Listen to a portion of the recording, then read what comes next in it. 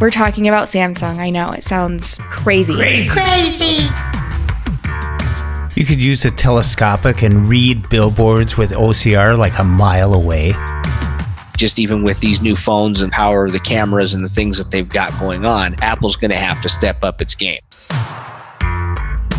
So here's the steps to go check out your subscriptions. First, we'll go to settings. Settings, heading.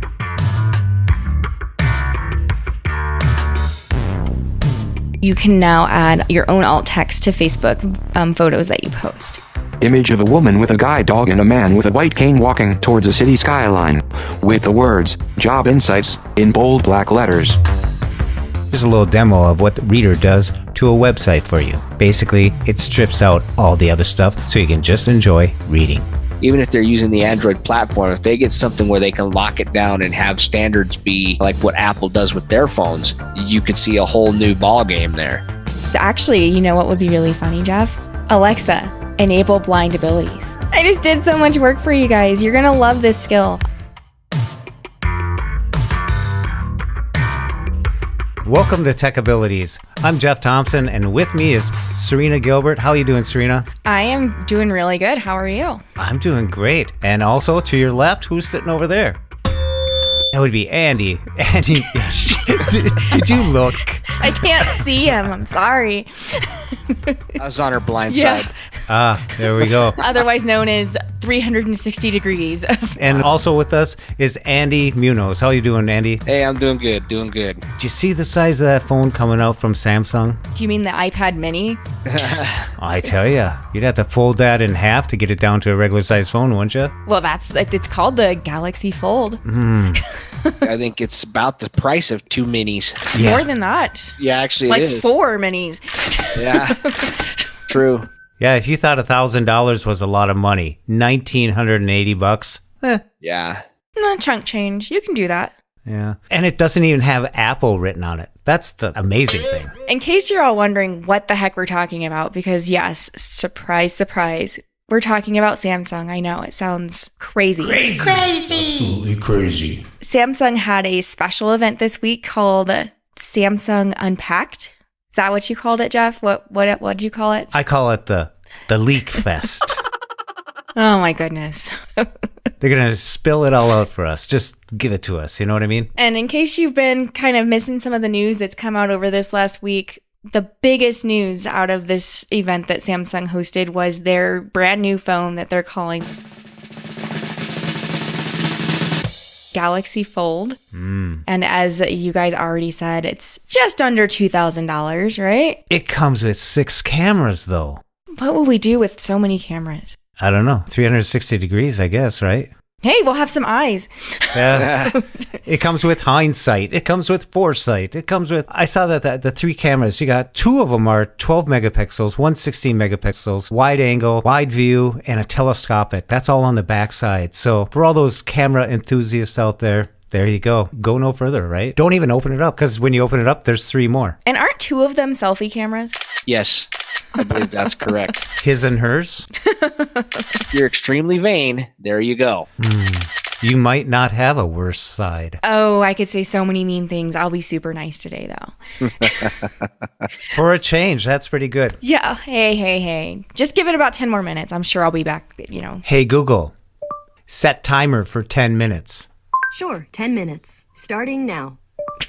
But as much as we're making fun of this phone, I've got to say I was kind of intrigued by just the concept that they have here.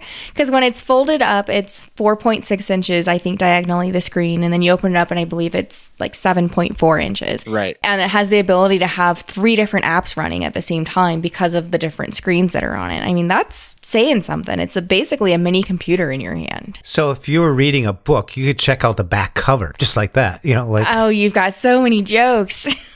No, I'm just, open it up. Page 1, page 2, turn it over. You could just keep rotating. It's almost the Rubik's Cube of screens. I can hear it now. Screen curtain on, screen curtain on, screen curtain on. Oh, goodness. How long before somebody completely breaks it in half? A week. Yeah, I was gonna say. But did you guys see how much memory that you can get that phone with? I think it's like a size of a human brain, isn't it? Not yours, Jeff. Is it 16 gigs on that? I can't remember. I think it's 16 on that, but the hard drive on it is a terabyte. Yeah. You can get up to a terabyte on it. Now that's something kind of interesting. Like even when I was working with Apple, I don't ever recall Apple talking about like the amount of RAM in their devices. I knew they were all about the storage. Never really heard them say anything about like the RAM piece of it like Samsung does. So I thought that was kind of an interesting thing that Samsung, kind of puts out there along with the processors. They tell you how much RAM those things have in them. Well, gosh, I mean, it has more RAM in it than my laptop. And it's just a phone.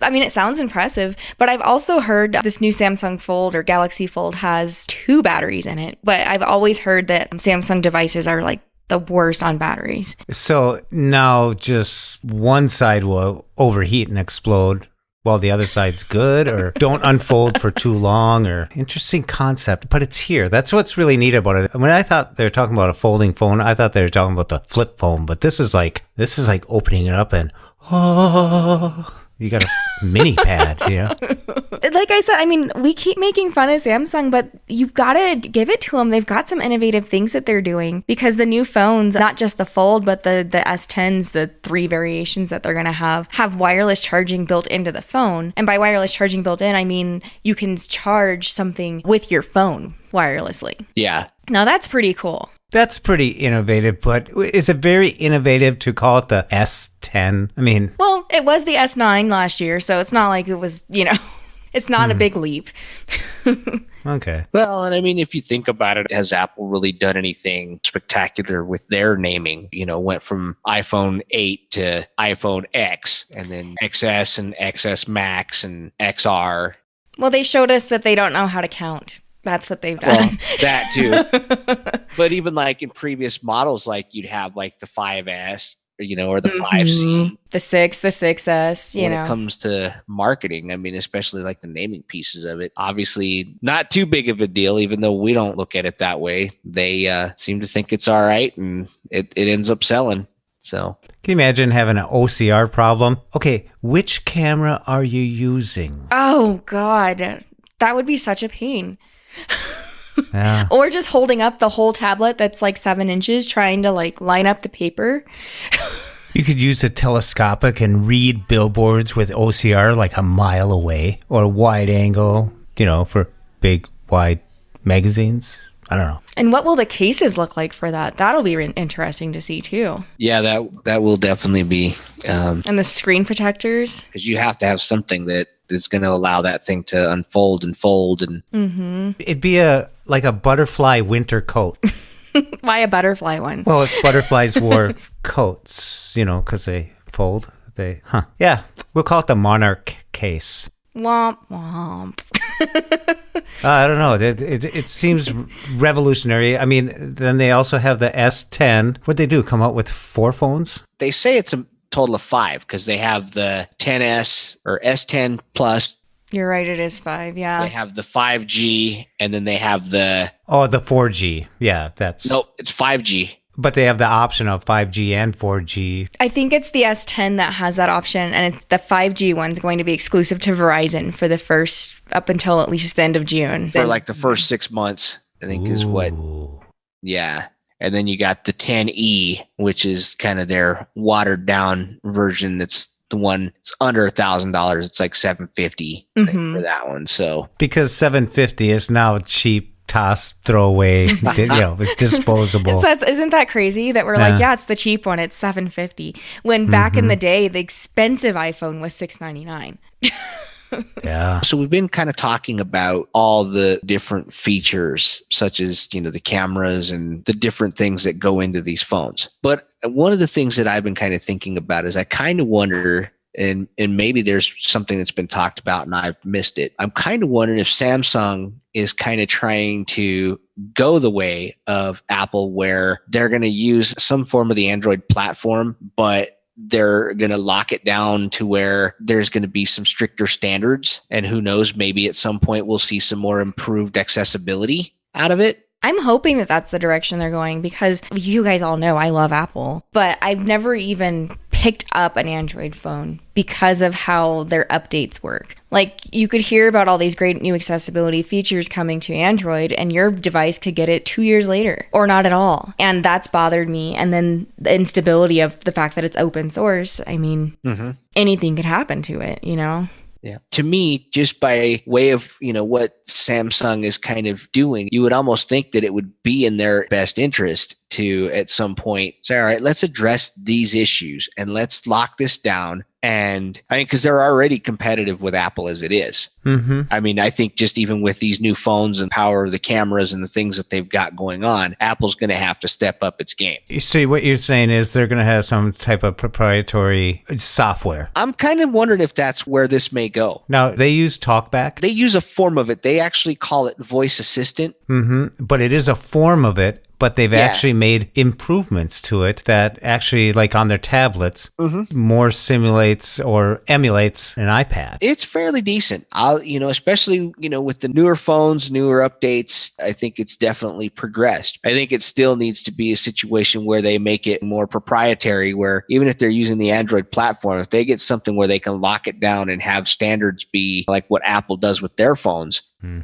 you could see a whole new ball game there. So what you're saying is Apple doesn't have to look in their rear view mirror to see Samsung anymore. It's pretty much out front of the windshield. Yeah, I mean, outside of the accessibility piece, again, with the cameras and things that Samsung is putting in these devices and their in-screen fingerprint Touch ID kind of thing that they've got going on. That surprised me that they beat Apple to the punch on that one. But you know what surprised me is, because I was going to bring that up and you guys got right to it, is I thought that they would go the rate of like the biometric identifications as opposed to the fingerprint. So like either your iris or your face or something like that. I'm surprised they stuck with the fingerprint. I think they actually initially came out with like the face recognition. But it could be fooled by a photo. That was the problem. Like you could literally point a still photo and it would be fooled.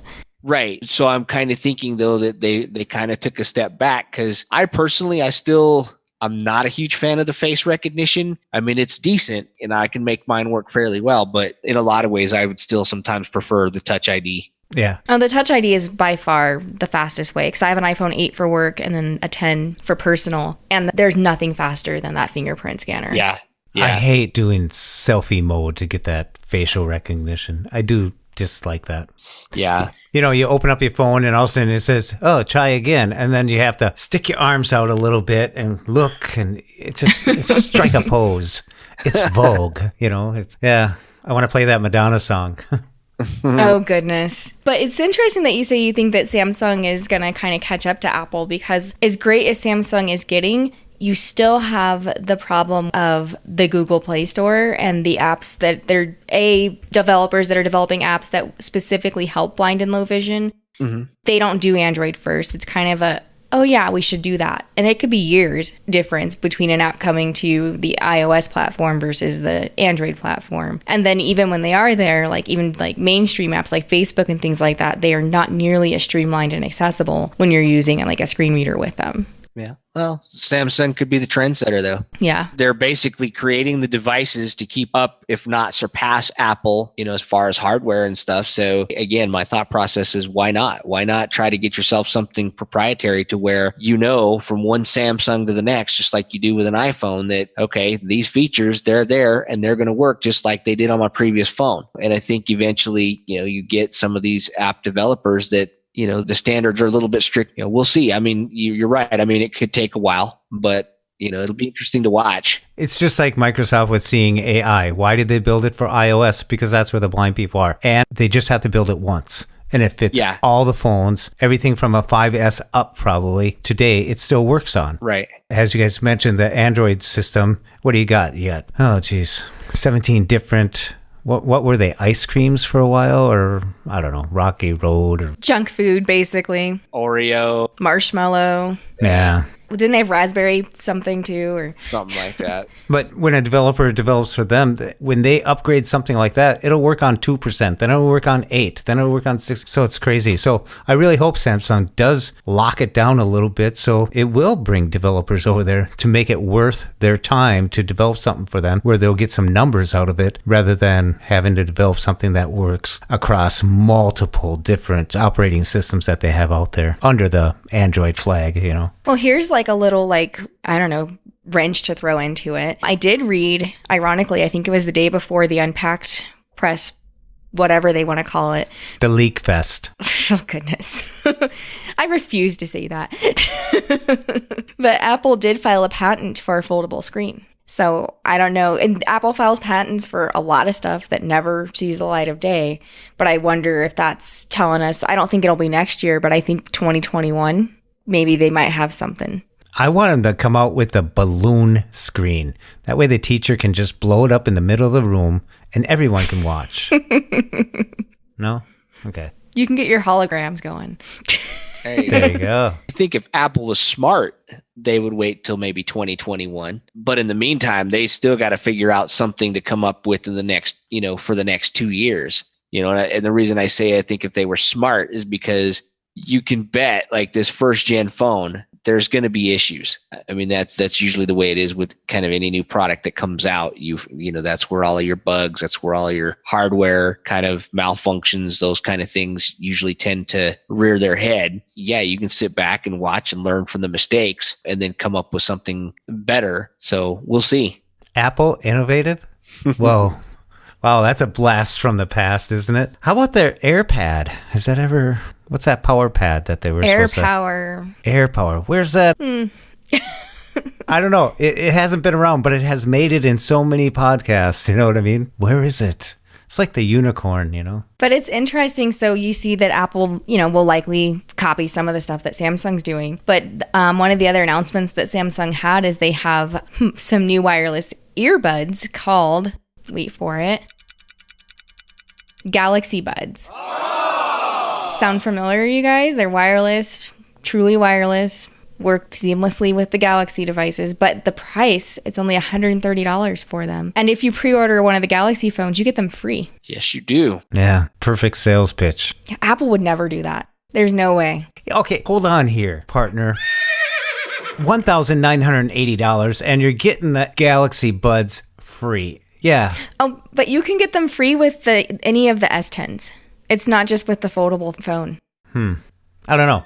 I'd have to check out the accessibility. It's all about the accessibility. That's what got me in the Apple. That's what keeps me in the Apple. I've heard people switch over to Android and 2 months later, they're back on their Apple and sucking air. They're breathing again. Glad to know that you've heard them, Jeff. I heard them.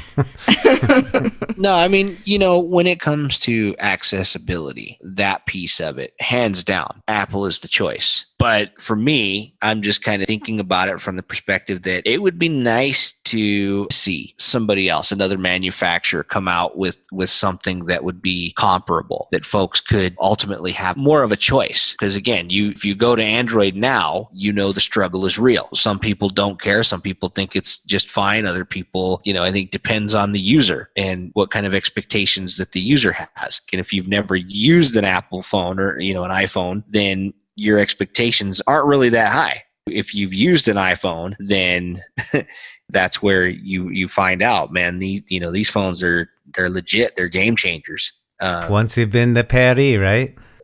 Right. That's the thing. So sorry, I'm stepping on my soapbox right now. No, you're good. I'm stepping up right now. I mean, when let's rewind to 2008 when the iPhone 3GS came out. Apple was the only company that cared about including us and making things accessible right out of the box without having to buy extra software. Like, gosh, my first couple cell phones, I had the Symbian devices where you had to buy Talks. And then the Nokia Windows devices when you had to buy Mobile Speak. So it made, like back then, way back in 2000, I don't know, 3, 4, 5, when you added everything up, we were paying $1,000 for a phone. So it's kind of funny for people to say, oh my gosh, this phone's $1,000. But we forget, 15 years ago, really, we were paying more than $1,000 when you adjust for inflation now, Oh, yeah, it was up near $1,200 when you talk about, was it the Nokia with the talks and all that other stuff? Yeah, because I think that the talks was like $400 by itself. Mm-hmm. So I guess I get a little bit like, I don't know, I that's part of why I like Apple so much is because Android didn't care about us before. Even Microsoft didn't care. They're just now getting a robust screen reader built into Windows. So it's like it's hard for me to like want to switch because it's like you only care now because you see, oh wait, there's some buying power in that population, Apple's starting to not care about them as much. Let's see if we can steal them from them, Yeah. When I worked at Apple, one of my bosses at the time, we were kind of talking about what does Apple do next? Because you get all these nice fancy hardware pieces and all these cameras and stuff, and that's all well and fine. But eventually, what do? I mean, eventually a phone is just a phone is a phone. You're doing the same things with it. You're texting, you're taking pictures. So it's like, what next? What do you do to outdo yourself from previous years? Well, according to my screen time, I'm wasting a lot of heck of time. A heck of a lot of time each day. And if I get one of those, I don't know, twice the amount of screen. I don't know. I really don't like the iPad. I don't like the real estate. The iPad mini's kind of cool if you're doing something unique, like a couple apps it works better for. But totally, if I could go back to the 6S or something like that size of phone, I'd probably be still my 7 is a nice phone. I'd be happy. I do have the 10S Max. However, every time I pick up the 7, I go, oh, this is cool. I like the size of it. So I might be one of these guys that wants to go back to a phone that just works and does the stuff like you said. What do you actually do? I want it to do just that. I don't think they're going to come out with a new phone, a new gizmo that's going to make me do more things than I have time to do anyways.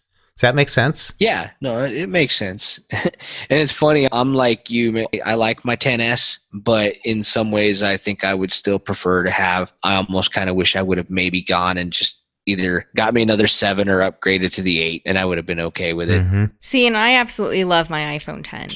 And like the iPhone 8 is a fantastic phone though. I finally got that for work, and it's maybe even faster than my 10. And I'm sure technically it's probably not, but it feels pretty spiffy. But I have a lot more stuff on my personal phone, obviously, that's probably running in the background, But I get so annoyed when I pick up my 8 though, and I saw you had a post, Andy, where you're like, oh, when you pick up your work phone and realize you can't just swipe up to unlock, or when you're or like as a voiceover user, like when you're closing an app. Well, and as a voiceover user too, touching the top of the screen to find like the status of things on the 8, you're like, wait, okay, the clock's in the middle on this one, but it's on the left so I've gotten very used to the iPhone 10, and that's the perfect size. Yeah. I don't think I could do anything larger than the 10, but I wouldn't want to go back to the iPhone like 8 as my personal phone either. Anything larger than the 10. Come on. I don't get that. We don't know what you're saying. There is nothing larger than the 10. No, that you have the 10 Max. You got the Max. Oh, okay. I get it. Old man times over there. Jeez. Well, what are you, like 5 foot? I mean, you're talking about, you're using a 10 that's twice the size of your hands. I mean, to me, myself, my 10 Max it's a big phone. I mean, I pick up the 7 that I use for recording and stuff. It works great. That's just comfortable. I like it. How do you know how tall I am? Yeah. Because you're always on your soapbox to reach the microphone. It's really funny because I'm only 5'2". So okay, that's tall. No, it's not. Anyway, we digress. Sorry, Andy. Proceed with the actual topic of the podcast. Keep going. I really think that Samsung has some innovative stuff here. Innovation is really the word here for me, because seeing those 3 phones, if I was one to be taking cameras, that would be a neat option. Telescopic, and then wide angle and then wide view, you just boom, boom, boom. People have choices, and I don't really use that. So it's neat that they're doing stuff innovative. Yeah, it folds in half. It's big, but it's not enough to make me move yet. It's all about accessibility. Well, and We are all deep in the Apple ecosystem at this point. There's no turning back, you know? Deep in the orchard. I don't want to have to go download new apps on a new device. Like, I'm lazy. I'm sorry. Like, I mean, some people are getting a little frustrated with Apple, so they're switching. I get that. But I think that ultimately there's some frustration too, because you have to almost start from scratch with it, you know? Well, I think to a certain degree, I think there's always that expectation of like there's going to be some new, overwhelmingly sweep you off your feet thing that voiceover is going to end up doing. And I just don't, I don't see that at the moment. And really, to a certain degree, if it ain't broke, don't fix it. So, Andy, Samantha's voice is not doing it for you? I don't use Samantha. Yeah. I prefer Alex. Thank you very much. I use the Siri male voice, and then I use Ava. That's my, Ava's my voiceover voice. Wow. It's really something. I was listening. I have Alex on. And sometimes you get to a certain website or something, and it's like, really, Alex? I mean, you're mumbling, you know? It just seems like some things are changing that isn't really related to your voice that you're using. It's sometimes you get to certain scripts or type or something that it just seems odd a little bit. And the other thing is, have you ever noticed that if you're using Alex, it'll read a certain way, but if you switch to a different voice, it'll pronounce different things differently? Mm-hmm. Yeah. Mm-hmm. That's really weird.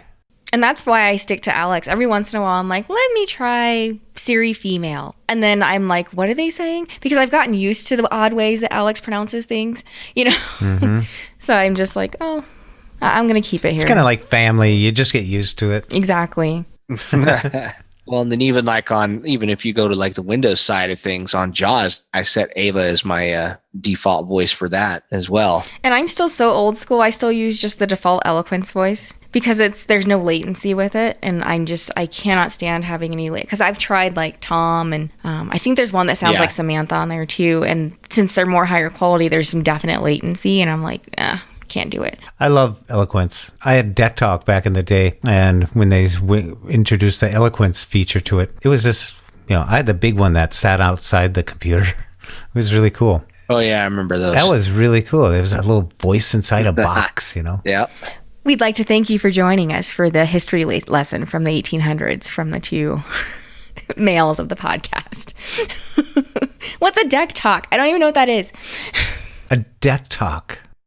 Is that what you called it? Yeah, they had software that you could put in your computer, but before that, they had a peripheral device that sat outside. It was about the size of, about 9 inches by 4 inches by about 1 inch, and it sat up on top of your computer, and it plugged into the back, and that was your voice synthesizer, that whole unit. Oh my gosh. That is crazy. That was back when, we first went into JAWS and stuff like that. That's what they used. Mm-hmm. Oh, they had Arctic. They had a few other ones. But this one sounded like a real human voice for the first time. Arctic was like, a bunch of other different sounds came out of it. But it was really real. And that's where when Eloquence came out, that really made a difference. And from there on, then they started introducing them into the software, into your computer, which is really nice. So did the voice sound kind of like the default NVDA voice that sounds like they're talking in like a coffee thing? No, NVDA. They worked really hard to make that sound. It's so bad. I don't know anyone who likes that one. Well, after you spend 10 minutes on working on a voice thing and saying, I think I got it. 10 minutes.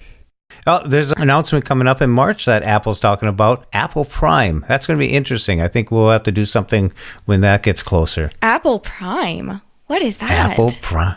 Well, they're going to put a bunch of stuff all together, and you can then sign up for it. I heard, and this comes from Brian Fischler from That Blind Tech Show. He described it as if, well, you're paying for your phone, right? You're paying for this, you're paying for that. They're going to put it all into one. So you're going to get your music, your stuff, your phone, the whole ball of wax. I've heard rumors about this, them even throwing in kind of like how Office 365, you just pay a monthly subscription fee and you get all the updates whenever, you want to. Mm-hmm. I've heard that they were going to throw in like MacBook subscriptions, I like everything, and plus their television content and things that they have going on too.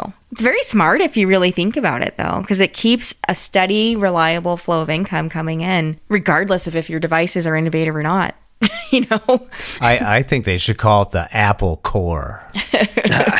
I used to work in customer service in the cable industry, and that was always the goal: is how many services can you get your customer to buy into to where they're so wrapped up in your service, they ain't going to go anywhere else, Kind of like Microsoft getting sued for being a monopoly. Remember those days? Mm-hmm. And now look at it. Yeah. Either you're in one ecosystem or the other. Either you're doing all your Amazon stuff, or you're doing all the Google stuff, or your Apple, or your Android. Between those four monsters, I mean, not too many times are you, what do you call it, cross-monstering. Oh, jeez. But if you think about it, like think about all the ways that we have just subscription-based income going out of our pockets right now. So like you've got Amazon Prime, Netflix, Hulu, Apple Music or Spotify, then add an Apple subscription. Like, I mean, companies are very smart. They're getting very, very smart. But think about us. Like we just add all these subscriptions, don't even think about it. And at the end of the month, my husband and I were going through our budget at the end of last month. And he's like, well, what's this iTunes purchase? What's this one? What's that one? And we were looking through it and it's just subscriptions. It's like Office 365, Netflix, Saro, Cloud. It's all kinds of stuff. Add up all the subscription fees that we think we're saving because we're like, well, I don't have, this is my streaming, this is this. And it adds up to more than cable probably anyway. But trying to get rid of those subscriptions is like calorie counting, It's like, it's a secret. No, I'm not. I know. It's like you have to go into like this. It's nowhere near where you subscribed to it to unsubscribe. Mm-hmm. They are making it easier to unsubscribe. You can now go into your settings on your phone and go into... So here's the steps to go check out your subscriptions. First, we'll go to settings. Settings, heading. And then we'll swipe to the right. Single finger swipe left to right. Search field. Jeffrey Thompson, Apple ID, iCloud, iTunes App Store, button. And that'll probably say your name instead of my name. So let's double tap there. Selected, settings, back button. Okay, now we're going to go down to... iTunes App Store, button. And we'll single finger double tap. And now we're going to go down to your Apple ID. And when you find that, just do a single finger double tap. Alert, Apple ID. And when this alert comes up, just single finger swipe left to right. View Apple ID, button. Single finger double tap. In progress. Account settings, heading. And we'll go down to subscriptions. Subscriptions, visited, link. Single finger double tap. Subscriptions, heading. And just by swiping with a single finger left to right. Active, heading level 2. iTunes Match, 1 year, next billing date. Apple Music membership family, 1 month, next billing date. Expired, heading level 2. Hulu, watch TV shows, movies, current episodes, streaming now. Hulu, no ads, 1 month, expired February 15th, 2019, button. There you go. So if I double tap on one of these, I can then go change something. So let's go to my Apple Music. Apple Music membership family, 1 month. $14.99 1 month. Apple Music membership family. $14.99 1 month. Individual, 1 month. $9.99. Individual, 1 year. $99. Student, 1 month. $4.99. Cancel subscription button. If you cancel now, you can still access your subscription until March 26th, 2019. And there you go. Those are the options. I could change them right there. I could go into a yearly plan and save some money. But I'm good where I'm at. So that's how you check out subscriptions that you have through the App Store. So you can go down that list and unsubscribe. And I did that to Hulu because I got the 1 month plan. The free one. And I watched what did I watch? There you go. That's how much I watched it. And I got rid of it. And I was just able to unsubscribe like that. I am just very, very, very impatiently waiting for them to just give us those audio description tracks, please. They're supposed to do it this year, and I feel like they're just dragging their feet. Because that I think is game changing. If they add those audio description tracks into Hulu, I could truly completely cut the cord because I could watch everything. Because that's the only reason we still have DirecTV is because I like having the audio description tracks on the current programs that we watch. Yeah, I was wondering about the accessibility of that, but I got the app and I could do anything I wanted on the app almost. I flipped around in it. I didn't think the accessibility of the Hulu app was too bad. Did you? We have it, but I only watched on the Apple TV and I access that through the TV app on the Apple TV. I rarely go into the actual Hulu app to look for content. Yeah, I didn't go that far. I just kind of kicked it around a little bit, and then when I saw that I got billed for a month, the next month I shut it off. You're like, wait a minute. Well, because we pay for the one that doesn't have commercials, so it's only like $12 a month, and you have no commercials. So an audio description on top of that, It's basically like having cable, but without the bad stuff. So I'm just waiting. I hope they do it by like June or July, but who knows? It'll probably be like December when they finally roll out the audio description stuff. If you don't mind the commercials, it's $7.99. Yeah. It's a lot of commercials though. Still not half bad prices on either one, but No, it really isn't. I mean, they've got deals with everyone except for I think CBS. So, and I think they have some content from CBS, just not all. But most of the major shows, they get them the very next day, which is sooner than when I watch them when we record them anyway. So, Yeah. I mean, you could have a TiVo, right? Just kidding. oh man, Brian's gonna kill us for that one. Oh, well. I think it's really neat times right now. Here we are fighting over all these innovations that are coming out. Yeah, I'd like to see Apple come up with some more innovative stuff. I would like to see the accessibility, especially on the Facebook app, get better right now. Seems like that's a little tricky. There's a few things that are a little glitchy right now to me, especially when they use the browsers. I found that it's a little tricky. The browser is definitely broken right now in Facebook. It's very frustrating. Someone said something about the reader, and I went to the reader selection. Like if you go to blindabilities.com on their phone, up in the corner, it'll say reader. You can tap on the reader, and then it gave me options. If I held on to that button for a little bit, down below it pops up. I could turn on every time I go to Blindabilities, the reader would come on, or I could turn it on for all my websites. So I left it on there so far, and I've kind of like it. You might add a demo of that in the show. Have you ever been scrolling the web and find this button that says Reader? It's usually in the upper left-hand corner of your phone. Next time you do, give it a tap, give it a try. Here's a little demo of what Reader does to a website for you. Basically, it strips out all the other stuff so you can just enjoy reading. Next time, give it a tap, give it a try. You might be surprised. Blindabilities, bridging the gap between the limited expectations and realities of blindabilities. Reader available. Safari selected. Reader button. Actions available. So when I open up blindabilities.com, that's what you hear because I have Reader turned on. Now, if I do a single finger double tap, Reader. Now I just hear Reader. That means that that's just an option that I can use. So I can go through the Blindabilities page and it's just like the regular page that you'd find. Now, if I go back to Reader, Reader button. Actions available. I can do a single finger double tap. Selected. Reader. Now, basically what it does is it strips out a lot of the other stuff out of a typical web page. So if I do a single finger double tap and hold. Alert. Automatic reader view. And I'll single finger swipe left to right. You can use Reader automatically on individual websites or on all websites. Stop using on blindabilities.com button. Stop using on all websites button. Cancel button. So there you go. Next time you hear Reader, do a single finger double tap on it and see what changes that you observe. Remember, a single finger double tap and hold will give you the option to either have that web page always be under the influence of Reader, or you can turn on every web page to be under that influence of Reader. I think it's a great thing to have. You can always just double tap it, turn it off if it doesn't suit you, and you can always turn it back on. It's just something good to know. The only thing that might happen if you leave it on is there's some sites where there'll just be nothing. Yeah. When you go to it. Because it's stripped too much. Yeah. Which those are the sites that were pretty visual anyways. Like it's a bunch of memes or something. So we wouldn't have read it anyway.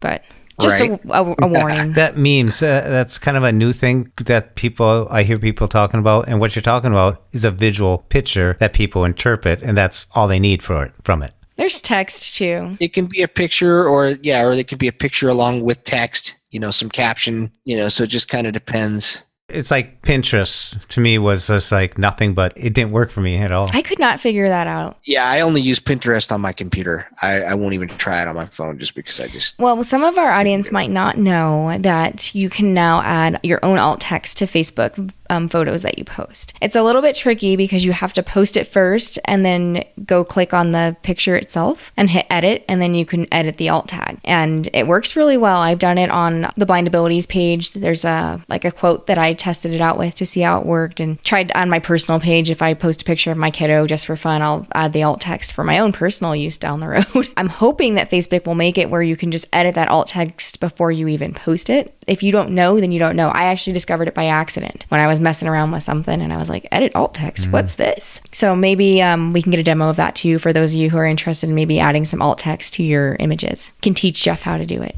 He can be taught. I know, I can be. So you're on your phone, you go to Facebook, and you put a photo up there, and you want to put the alt text in it. Well, there's a certain process that you have to do this. First, you have to get the photo up there, and then you can come back and put the alternative text in there. So here's a photo that I put on the Facebook group, Assistive Technology for the Blind and Visually Impaired. Photo, image of a woman with a guide dog and a man with a white cane walking towards a city skyline, with the words, Job Insights, in bold black letters. And here's the steps that I did. Create post button.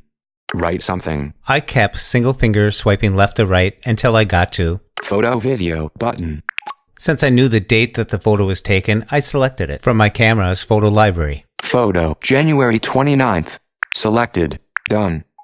Photo. Upon getting back to Facebook, I single finger double tapped on the photo, and I proceeded to navigate with a single finger swiping left to right. Doodle overlay button. Caption overlay sticker button. Tag people button. So that's my only options right now. However, after I publish it, I can come back and do this again, and there'll be a different set of options. So let's publish it. All right, now going back into the published post, this is what I get. And remember, I already put the text in there, but you'll see the text box where you can put whatever you want or edit what previously has been put in there. So like I said, after single finger double tapping on the picture, up in the upper right hand corner, you'll find this button. More button. Single finger double tap. Alert, delete photo button. Now swipe down to Edit caption button. This option allows you to put a caption on the photo. Like you typically see on photos, they might talk about, this is me and blah, blah, blah. However, the alt text is the next one. And this stands for alternative text. So when you touch on the photo, it'll say the description of the photo. Edit alt text button. Change alt text heading. The automatically generated alternative text for this photo is image may contain text. Add alternative text that describes the contents of the photo for people with visual impairments.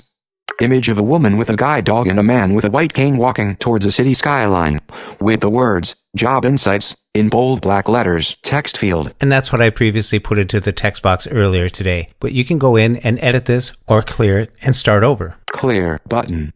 So if you want to publish a photograph and put a description on it, just go through this process and the alt text will describe to all the visually impaired people what exactly the picture is, or at least how you described it. Well, it's really interesting when you are teaching somebody else, like when I was teaching woodworking, and as a teacher, by the third time you teach something, you start to get it yourself in a way that you can explain it. Most of the stuff you do on your phone, you just do it and someone says, well, how'd you do that? And you have to pause and go, yeah, you have to kind of rethink your steps, and it's like, yeah. So I like doing demos because you get almost done and all of a sudden you find this whole other thing and you go, dang it, now I got to go do all this. But you learn from it. So that's what you can learn from the demos. So we like throwing the demos in here. So thanks for suggesting that, Serena. Yeah, now you have homework again. I'm constantly giving you homework, Jeff. You're going to fire me. I need a lot of educated. Oh, man. So, final thoughts on the Samsung event. Love it, hate it, indifferent. Those are your only choices. Sorry. I think it's really cool. I'm glad they have batteries in both sides because it just seems like a sandwich of two phones that, split the screen. So I love it. I like it. Jeff immediately broke the rule with his answer. I love it. You should know we would never follow rules. I mean, gosh, you rule breakers. Yeah, that's like by nature, that's me. I like what Samsung is doing. Again, I'd like to see more from them, but I think it's definitely a step in the right direction, and we'll kind of see where it goes and see how the accessibility piece of it plays out. And I bet you guys will be shocked by what I say. Like, I actually love what Samsung is doing. It's just the Android part that I hate. If we could get the Samsung engineers to go over and work for Apple and bring some of this stuff over, then I'd be in heaven. Because it's definitely intriguing. Like, if I didn't have the accessibility pieces to worry about, I would totally be seriously considering switching over to Samsung with what they're doing, with even the fact that you can charge another device with your phone. And I believe on the larger phone, they're using USB-C on it now too. So that makes it even more universal. You can plug it in wherever. They're definitely changing the game. Apple's gonna have to get their stuff together for this September if they want to keep that market share that they have. If they did a hybrid, would it be samples, or Apsung They both sound horrible. You're gonna need to go back to the drawing board on that. samples? I like samples. But it's Apple. They're not gonna combine the names. They're just gonna take the company and Steal. just make it part of them. They'll have it next year, and they'll sue them the next year, and they'll sue them the next year. And Samsung and Apple have a funny relationship because for how long was Samsung making Apple's screens? You know. So interesting world out there, folks. yes. Indeed.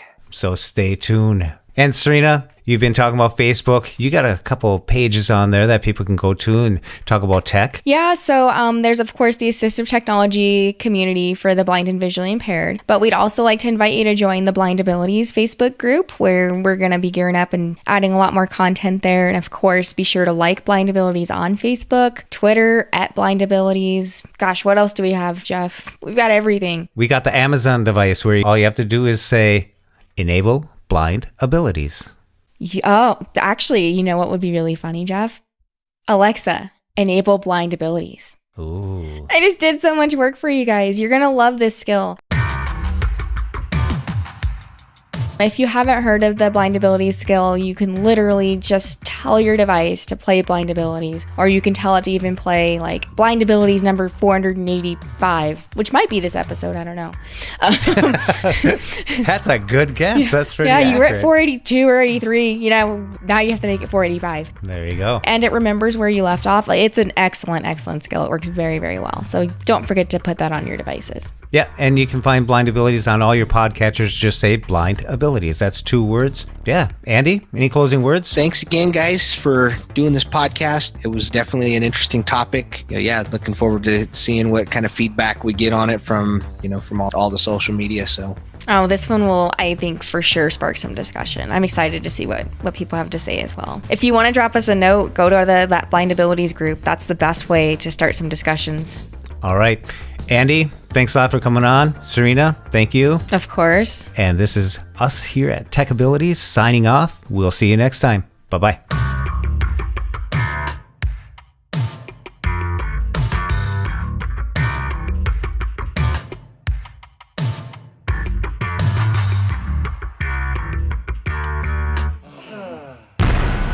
When we share what we see through each other's eyes, we can then begin to bridge the gap between the limited expectations and the reality of blind ability. The realities of blind abilities. For more podcasts with a blindness perspective, check us out on the web at www.blindabilities.com, on Twitter @blindabilities. Download our app from the App Store, Blind Abilities, that's 2 words, or send us an email at info@blindabilities.com.